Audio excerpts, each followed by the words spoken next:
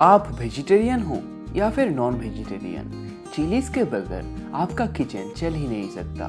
तो क्यों ना इन चिलीज को घर पर ही उगा लिया जाए। हेलो फ्रेंड्स, मेरा नाम है शुरुजीत और आप देख रहे हैं आपका अपना यूट्यूब चैनल मिशन गार्डनिंग। आज हम बात करेंगे जो चिलीज अपने किचन पे अवेलेबल होते हैं, उन चिलीज को किस तरीके से हम ग्रो कर सकते हैं और उनसे बहुत सारे चिलीज हार्वेस्ट कर सकते हैं।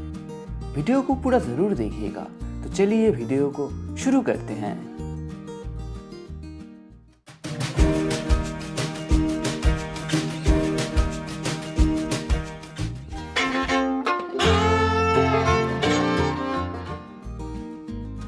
तो सबसे पहले आप अपने किचन से कुछ पके हुए चिलीज ले लीजिए।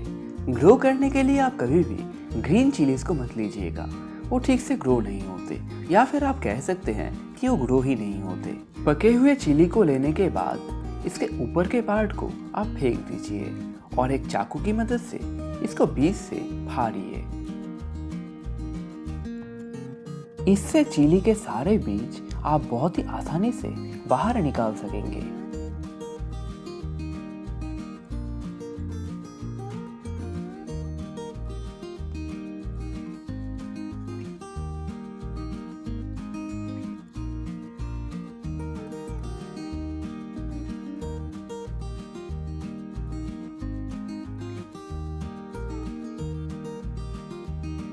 अब हम इन बीजों को धीरे धीरे अच्छी तरीके से निकाल लेते हैं।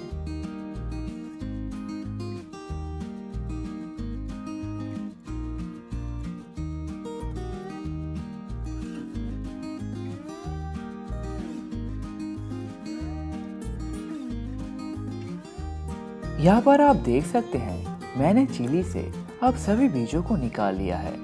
अब आता है सबसे जरूरी काम, यानी बीजों का शुद्धिकरण। बाजार से जो हम चिली के सीड्स खरीदते हैं, वो सीड्स पहले से ही शुद्धिकरण होके आते हैं, इसीलिए उनका कुछ खास शुद्धिकरण करने का जरूरत नहीं पड़ता। लेकिन अगर हम अपने किचन से चिली को ग्रो करने की कोशिश करें तो सीड्स का शुद्धिकरण करना बहुत ही ज्यादा जरूरी होता है, नहीं तो बाद में पौधे में बहुत सारा बीमारी लग सकता है। बीजों का शुद्धिकरण करने के लिए मैंने यहाँ पर ट्राइकोडर्मा विरिडी इस्तेमाल किया है। अगर आपके पास ट्राइकोडर्मा नहीं है तो फिर आप फंगीसाइड पाउडर का इस्तेमाल भी कर सकते हैं। आप थोड़ा सा फंगीसाइड पाउडर या फिर ट्राइकोडर्मा विरिडी बीजों के ऊपर छिड़क दीजिए। उसके बाद उन बीजों के साथ अच्छी तरीके से मिलाइए और उसके ऊपर बस थोड़ा सा पानी डाल के बीजों को आधा घंटे के लिए छोड़ दें। इससे बीजों का शुद्धिकरण हो जाएगा। अगर आप बीजों के शुद्धिकरण में ट्राइकोडर्मा इस्तेमाल करेंगे तो फिर आप फंगीसाइड का इस्तेमाल नहीं कर सकते, क्योंकि ट्राइकोडर्मा खुद एक फंगस होता है और फंगीसाइड यूज करने से ट्राइकोडर्मा खत्म हो जाएगा और ये आपका कोई भी काम नहीं आएगा। इसीलिए जब आप ट्राइकोडर्मा इस्तेमाल करें तो फिर आप फंगीसाइड बिल्कुल भी इस्तेमाल ना करें।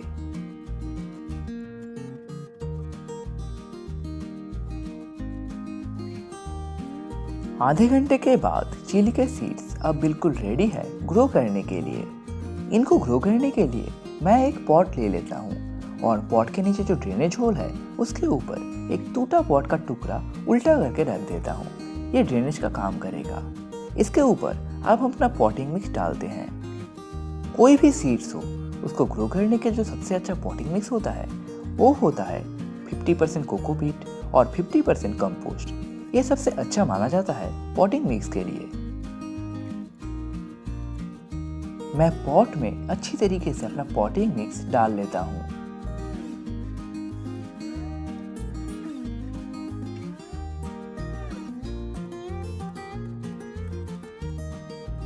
अब हम पॉट को उठा के थोड़ा सा पटकते हैं, इससे सारे एयर गैप्स खत्म हो जाएंगे। अब हम अपने पॉट में भरपूर पानी देंगे और पूरे मिट्टी को गीला कर देंगे। सीड्स लगाने से पहले पानी देने का यही फायदा होता है कि सीड्स लगाने के बाद अगर आप पानी देते हैं तो सीड्स अपने जगह से हिल जाते हैं और जिस तरीके से आप लगाते हैं उस तरीके से वो ग्रो नहीं होते। इसीलिए आप सीड्स लगाने से पहले ही पॉट में पानी दिया करें। अब हम इन चिली के सीड्स को पॉट के ऊपर धीरे धीरे रखते हैं। थोड़ा थोड़ा गैप बना के आप इन सीड्स को रखिएगा। मैं यहाँ पर सारे सीड्स को थोड़ा थोड़ा गैप में रख देता हूँ।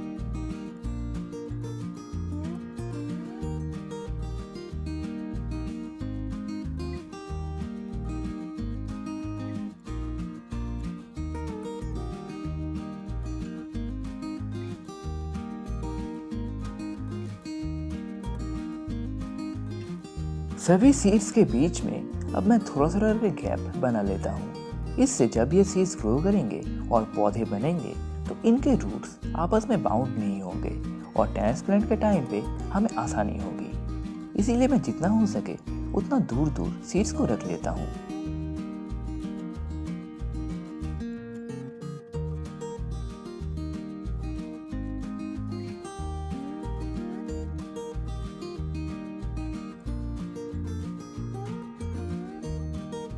अब हम इन सीड्स के ऊपर एक पतला सा पॉटिंग मिक्स का लेयर दे देते हैं। आप ज़्यादा से ज़्यादा 2 से 3 सेमी का लेयर दे दें, इससे आपका काम हो जाएगा। अब हम इसके ऊपर बस थोड़ा सा पानी का शावर करते हैं और ऊपर वाले मिट्टी को बस थोड़ा सा गीला कर देते हैं। अब हम इस पॉट को एक सेमी शेड जगह पर रख देंगे जब तक इनका जर्मिनेशन शुरू नहीं हो जाता। 15 दिन के बाद यहाँ पर आप देख सकते हैं अपने पौधे अब जर्मिनेशन होना शुरू हो गए हैं।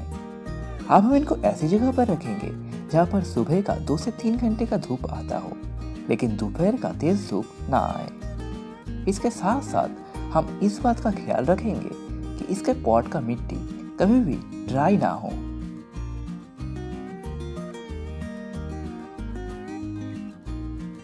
एक महीने के बाद का रिजल्ट यहाँ पर आप देख सकते हैं। अपने पौधे कितने ज़्यादा बड़े बड़े हो गए हैं। अब कुछ ही दिनों में हम इनका रिपोर्टिंग कर सकते हैं और नए गमले में इन्हें शिफ्ट कर सकते हैं। 45 दिन के बाद अपने पौधे बिल्कुल रेडी है ट्रांसप्लांट करके नए पॉट में ग्रो करने के लिए। यही आज का वीडियो, आप सीड से चिली को किस तरीके से ग्रो कर सकते हैं इसके बारे में। अगर आपके मन में कोई सवाल या फिर सुझाव हो तो नीचे कमेंट में ज़रूर बताइएगा। वीडियो अच्छा लगे तो लाइक कीजिए, अपने दोस्त के साथ शेयर कीजिए और हमारे चैनल को सब्सक्राइब करके बेल नोटिफिकेशन ऑन कर लीजिए। इससे जब भी मैं नया वीडियो अपलोड करूँगा आपको नोटिफिकेशन मिल जाएगा। और हाँ, इसका एक सेकंड पार्ट आएगा जहाँ पर हम बात करेंगे इन पौधे को हम किस तरीके से ग्रो करें, इससे लेकर हार्वेस्टिंग तक की पूरी जानकारी।